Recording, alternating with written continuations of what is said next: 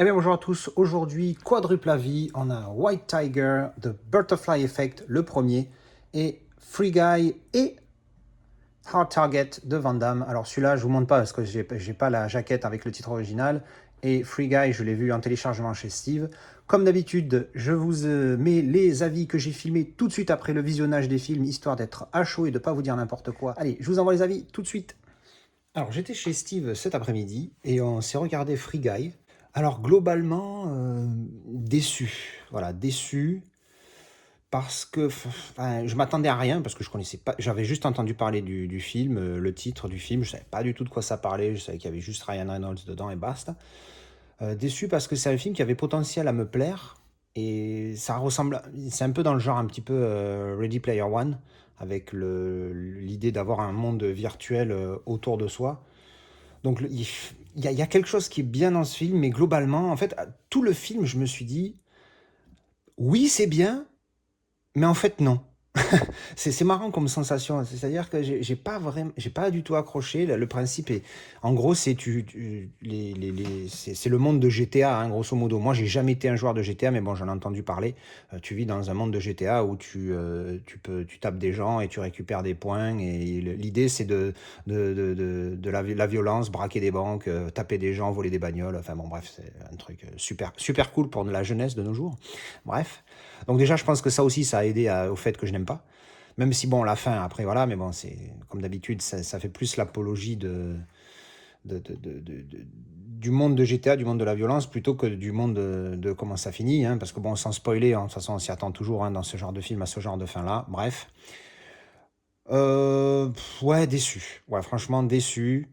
Le jeu d'acteur est pas exceptionnel. De toute façon, dans ce genre de film, c'est pas ce que tu recherches le plus. Tu recherches plutôt une histoire intéressante dans un monde particulier.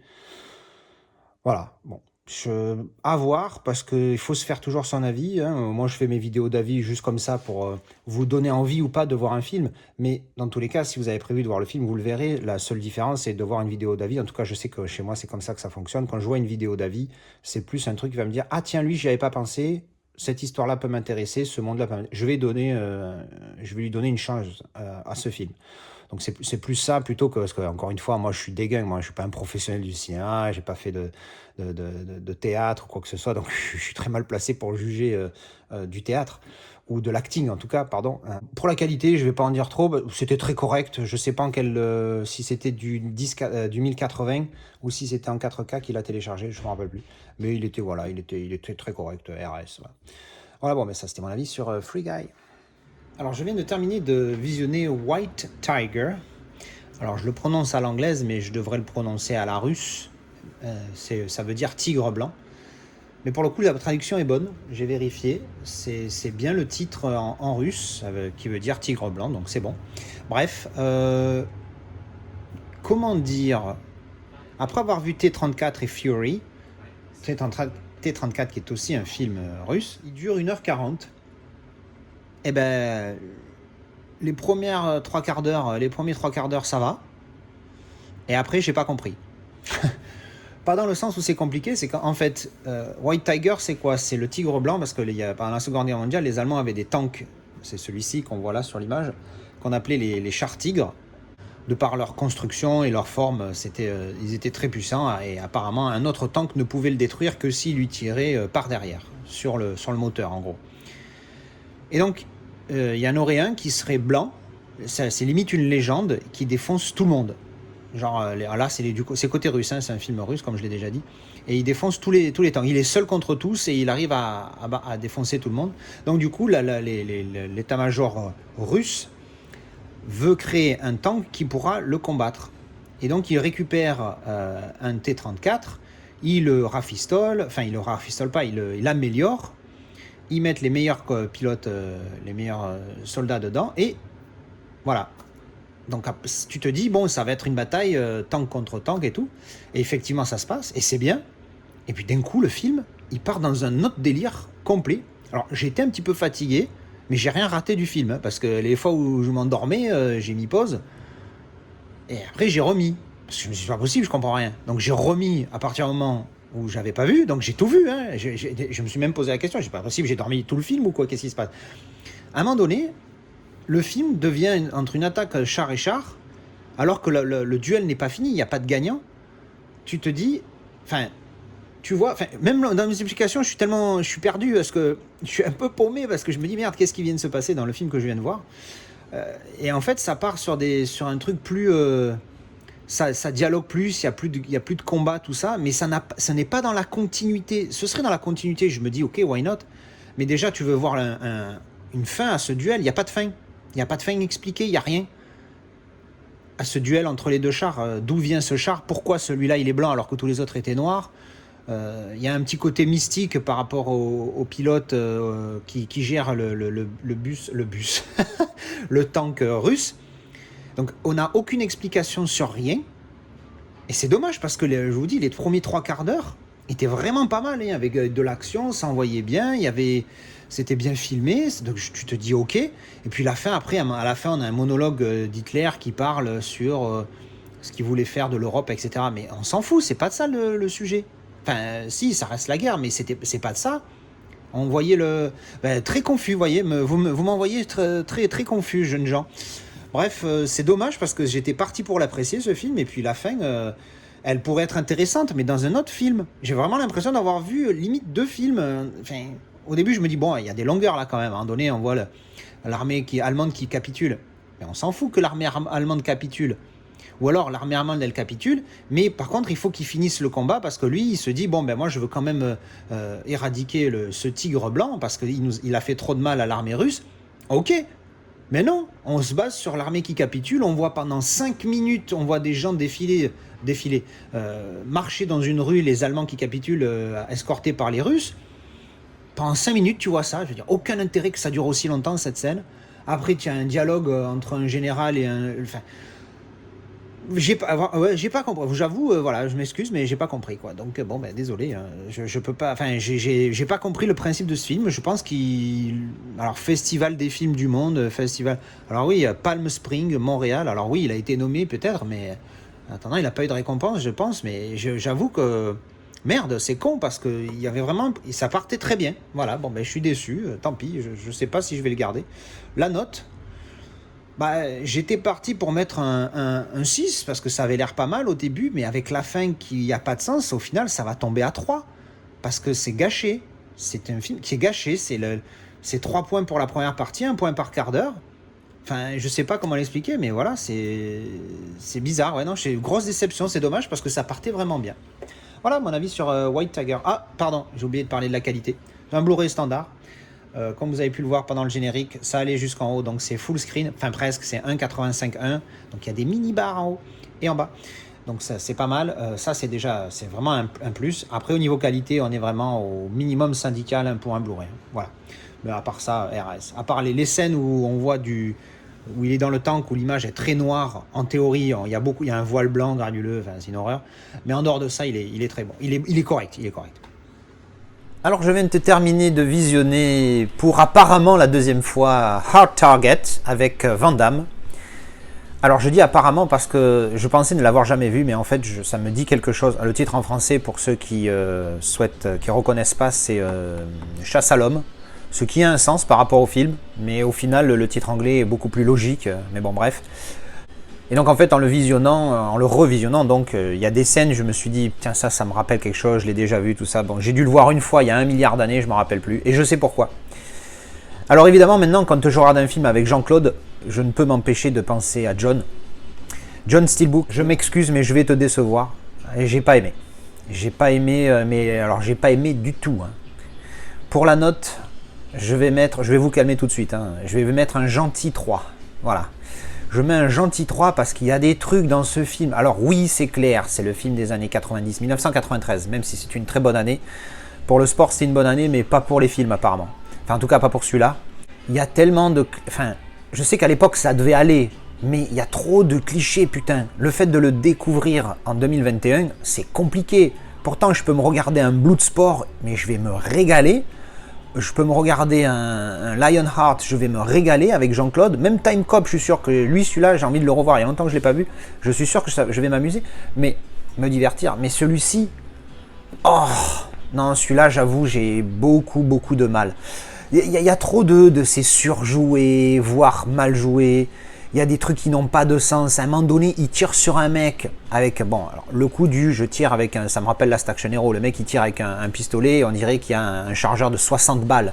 Alors qu'en fait, il y en a 7 ou 8 dedans. Bref, il tire avec un pistolet une quinzaine de fois dans un mec. Et d'un coup... Enfin, et juste après, tu vois qu'il a juste 3 trous dans son corps, tu vois. Le gars sur qui il a tiré une quinzaine de fois tombe vers lui. Il le retient avec son pied. Et le mec, quand il est retenu par le pied, il réagit comme s'il venait de se prendre une balle dans la tête. Enfin, je veux dire, des trucs comme ça, le côté je surjoue en permanence. Pour tuer un mec, il lui tire 15 balles à chaque fois, et j'exagère à peine. Ils doivent lui tirer, je sais pas, 5, 6, 7 balles. Il met un chargeur par mec. À un moment donné, une balle déjà, ça neutralise un gars, alors t'en mets 3 pour être sûr qu'il va plus bouger. Mais 15, 20 balles, ou 10, même 10 déjà, faut arrêter les conneries.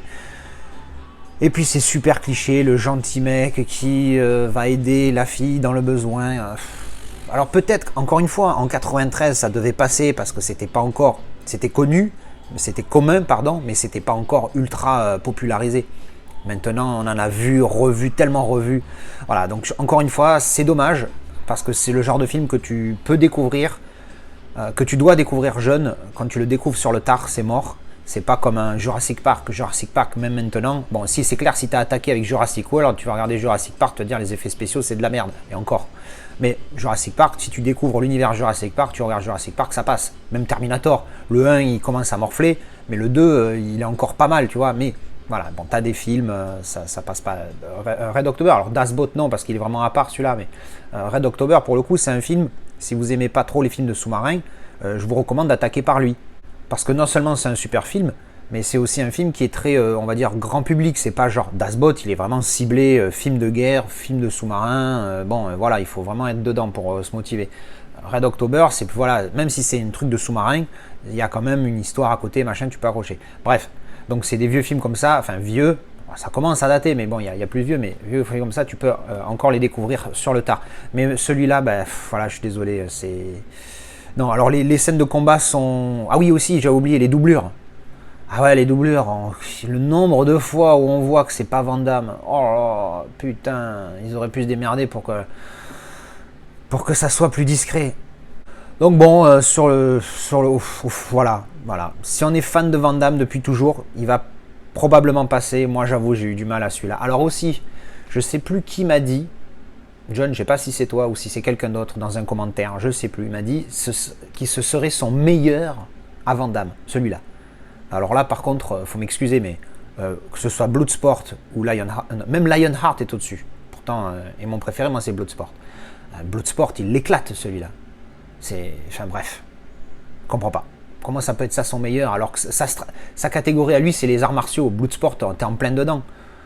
Bref. Bon, en tout cas, voilà, j'ai pas aimé. Déception pour ce film, 3 sur 10. Un truc que je vais dire, par contre, c'est au niveau qualité, parce que je l'ai en Blu-ray. Et franchement, pour un film de 93 de ce niveau-là, c'est pas Jurassic Park, tu vois, c'est pas le gros blockbuster sur lequel ils ont mis plus de moyens et qui, éventuellement, quand ils vont le sortir en haute définition, vont le remasteriser ou quoi que ce soit. Franchement, le Blu-ray était pas mal. Un peu granuleux, certes, mais au niveau des visages, au niveau des actions, des explosions, tout ça, ça passe franchement détente. Et surtout les gros plans. Les gros plans, quand on voit les visages, j'ai dit franchement, il est très propre pour un Blu-ray, il est très propre. Franchement, pour un film de cette époque-là, le Blu-ray, pour le coup, est nickel. Voilà, ça c'était mon avis pour Hard Target. Alors, je viens de terminer de regarder The Butterfly Effect Trilogy. Alors, je dis trilogie parce que c'est écrit là, mais en fait, j'ai vu que le premier. Enfin, j'ai revu le premier parce que, en fait, le premier, je l'avais déjà vu il y a très longtemps et j'en avais gardé un très bon souvenir. Pas eu l'occasion de le revoir depuis. Et franchement, je me suis régalé. J'adore ce film. Après, le débat du fameux Butterfly Effect, qu'est-ce que ça veut dire comme c'est marqué sur la boîte? Change one thing, change everything. En gros, c'est l'effet papillon, ce serait l'effet de... c'est une théorie, je ne sais plus de qui c'est qui dit ça, mais en gros, si un papillon bat de l'aile d'un côté de la planète, ça peut faire un cyclone de l'autre côté de la planète. Donc évidemment, c'est une image, mais c'est ce que veut dire ça. Et c'est vrai qu'on se pose dans la vie, on se pose souvent cette question de... Si j'avais fait ça, je regrette, j'aurais dû faire ça. Mais après, il faut y réfléchir parce que, évidemment, si un jour tu as cligné de l'œil droit au lieu de l'œil gauche, c'est pas ça qui va faire changer grand chose. Mais des fois, on se dit, oui, j'aurais dû faire ça dans ma vie et peut-être que j'en serais pas là. Alors, on passe évidemment quelque chose qui nous arrive, une merde qui nous arrive. Et on se dit que si on avait. Mais après, tu sais pas parce que, au final, est-ce qu'on est vraiment si mal que ça? Alors, il y en a évidemment, oui, il y en a qui souffrent, il y en a qui sont dans la merde, oui. Mais après, est-ce que leur situation, oui, évidemment qu'elle aurait pu être mieux. Mais est-ce qu'elle aurait pas pu être pire? Notre situation, ce que je vais pas dire il, parce que ça pourrait être tout le monde aussi, des fois ça m'arrive, je me dis putain si j'avais su, je me serais pas fait prendre pour un con par cette nana, ou j'aurais pas, je me serais pas embrouillé avec ce mec, ou j'aurais essayé de faire autre chose autrement, enfin, tu vois, des conneries comme ça peut être plein de choses. Donc après tu te dis, est-ce que finalement je suis pas plus mal comme ça? Maintenant c'est fait, c'est le passé, on s'en fout. Mais est-ce que si on avait changé ne serait-ce qu'un petit truc, est-ce que ça aurait fait un effet papillon justement? Et est-ce qu'après ça aurait pas changé tout et on serait devenus des gros cons? Et je pense que ce film illustre très bien ça. Alors après évidemment, il faut pas tout prendre au pied de la lettre dans ce film, ça reste un film. Mais l'idée est très bonne. Et franchement, c'est pas mal fait dans le film. Bref, bon, on va arrêter de faire de la psychologie.